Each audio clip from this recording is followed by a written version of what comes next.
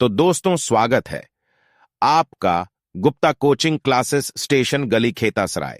शरीर का वो हिस्सा जो तब तक नहीं मर सकता है जब तक उसके 75% से भी ज्यादा सेल्स डैमेज न हो जाएं। यानी अगर इस लीवर के 25% सेल्स भी बच गए तो लीवर अपने आप ही खुद को रिपेयर कर लेगा। इस लीवर के फंक्शन के बारे में तो पूछो ही मत, सैकड़ों फंक्शंस हैं इसके, इतना कि बॉडी में कोई और वाइटल ऑर्गन इतना ज्यादा फंक्शंस नहीं दिखाते हैं। आई एम श्योर इतना बोलकर मैं आपको ये बताने में सक्षम हो पाया हूँ कि लीवर कितना ज्यादा इंपॉर्टेंट है हमारी बॉडी के लिए। केवल लिवर के स्वस्थ रहने से भी आपके बॉडी में कोई रोग ना हो। तो अब जिज्ञासा का मोड ऑन होता है। अब हम ये जानना चाहते हैं कि लिवर आखिर काम कैसे करता है जो इतना ज्यादा इंपॉर्टेंट है और इसके काम क्या क्या है। चलिए आज आपको इसके बारे में एक एक बात बता देंगे और आपको ये जानकर मजा ही आ जाएगा। देखिए, लिवर हमारे पेट में बिल्कुल डायाफ्राम के नीचे दाहिनी तरफ होता है जो कि 2 लोब में बटा रहता है। इसका जो दाहिना वाला लोब होता है वो अपने बाएं लोब से 6 गुना ज्यादा बड़ा होता है और इन्हीं 2 लोब के बीच में से ही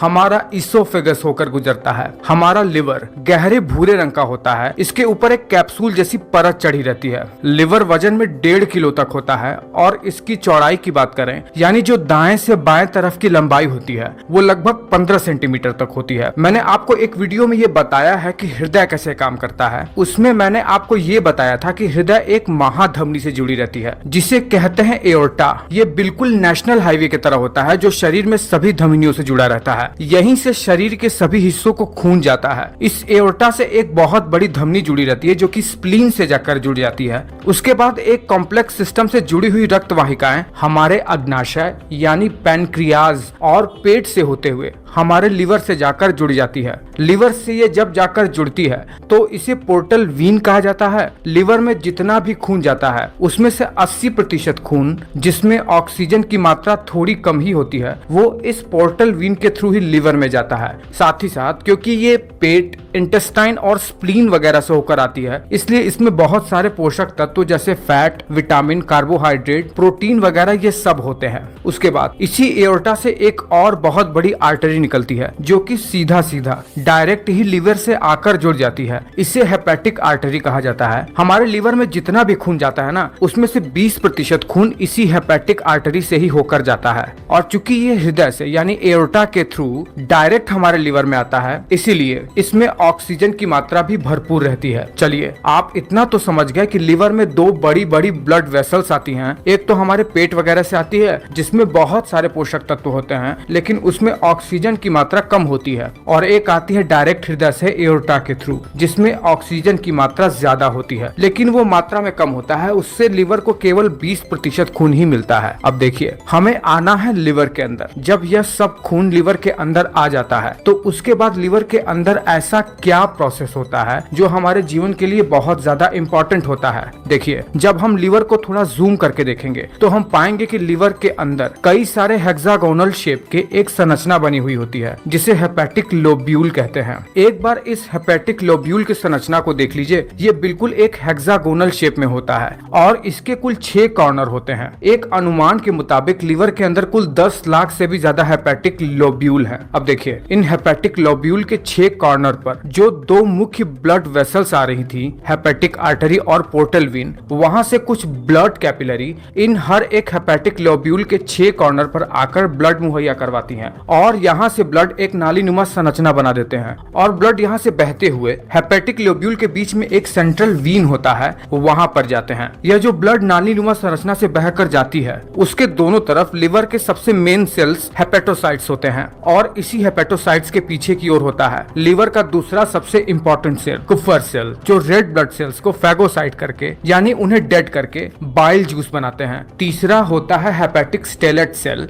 जो कि फैट को स्टोर करता है और चौथा सबसे इंपॉर्टेंट होता है साइनोसॉइडल एंडोथेलियल सेल जो कि लिवर में ब्लड को डिटॉक्सिफाइंग करने का काम करता है। देखिए, जब भी लिवर के इस हेपेटिक हेपेटिक लोब्यूल पर दोनों रक्त वाहिकाओं से ब्लड आता है। तो जैसे ही ब्लड इस नाली जैसे संरचना की तरफ आता है, जिसे साइनोसॉइड कहते हैं, वैसे ही लिवर के 4 मेन सेल्स ब्लड को प्रोसेस करना शुरू कर देते हैं। इसमें होता यह है कि सबसे पहले ब्लड जाता है हेपेटोसाइट्स की तरफ, जहां पर प्रोटीन का सिंथेसिस होने लगता है। ऐसे सेल्स डेवलप होने लगते हैं जो इम्यूनिटी के लिए बहुत ज्यादा इंपॉर्टेंट है। और सबसे ज्यादा इंपॉर्टेंट होता है कुफर सेल, जो ब्लड में से रेड ब्लड सेल्स को फैगोसाइट करके बाइल जूस का निर्माण करने लगते हैं। जी हाँ, वही बाइल जूस जो हमारे भोजन के पाचन में बहुत ज्यादा इंपॉर्टेंट होता है। जब भोजन पेट से छोटी आंत की तरफ बढ़ता है तो चूंकि उसमें बहुत ज्यादा एसिड होता है, तो यही बाइल जूस उस एसिड को न्यूट्रलाइज करके प्रोटीन और फैट जैसे चीजों को प्रोसेस करके उन्हें अमीनो एसिड और फैटी एसिड में कन्वर्ट करता है। देखिए, जब लिवर बाइल जूस बना लेता है तो उस बाइल को इकट्ठा करने के लिए प्रकृति ने हमारे लिवर के नीचे एक बहुत ही जबरदस्त बर्तन भी बनाया है। उसे कहते हैं गॉल ब्लैडर। ये गॉल ब्लैडर ही वो ऑर्गन है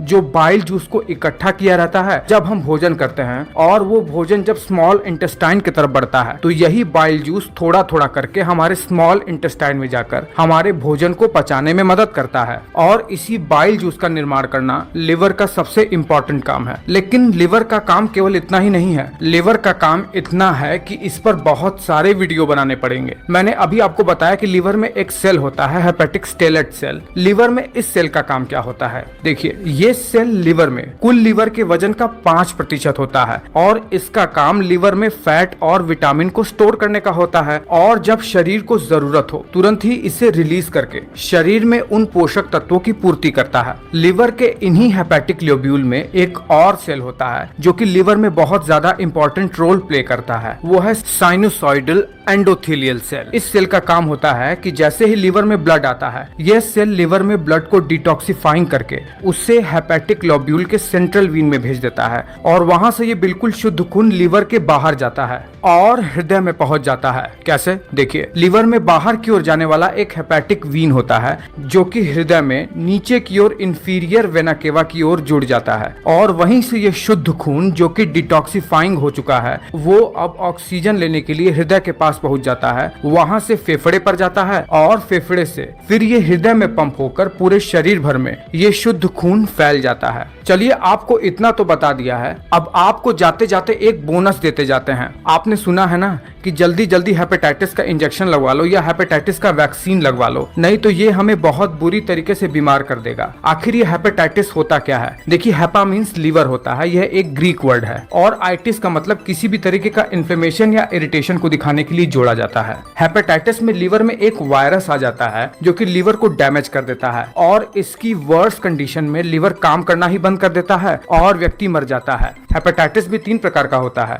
हेपेटाइटिस ए, हेपेटाइटिस बी और हेपेटाइटिस सी। तीनों ही प्रकार में 3 अलग अलग वायरस होते हैं जो कि लिवर को बहुत ही बुरी तरीके से डैमेज कर देते हैं। इसीलिए बचपन में आप में से कई लोगों को हेपेटाइटिस का वैक्सीन लगाया गया होगा ताकि हमारा लिवर जीवन पर्यंत सुरक्षित रहे। और जो हमारे शरीर में पीलिया हो जाता है ना, उसमें भी लिवर का थोड़ा बहुत रोल है। पीलिया में यह होता है कि हमारे शरीर में डेड आरबीसी यानी बाइल जूस में बिलीरुबिन का निर्माण बहुत ज्यादा हो जाता है जो कि ब्लड स्ट्रीम में जाकर मिल जाता है। और चूंकि बिलीरुबिन का कलर पीले रंग का होता है, इसीलिए पीलिया में पूरा शरीर पीले रंग का हो जाता है। तो मैं उम्मीद करता हूं कि मैं आपको एक बहुत ही ज्यादा इंपॉर्टेंट नॉलेज दे पाने में सक्षम हो पाया हूं। अगर सच में ऐसा है तो आप वीडियो को लाइक कर दो और नीचे कमेंट करके कुछ भी बताओ, जो भी आपको बताना है लिवर के बारे में।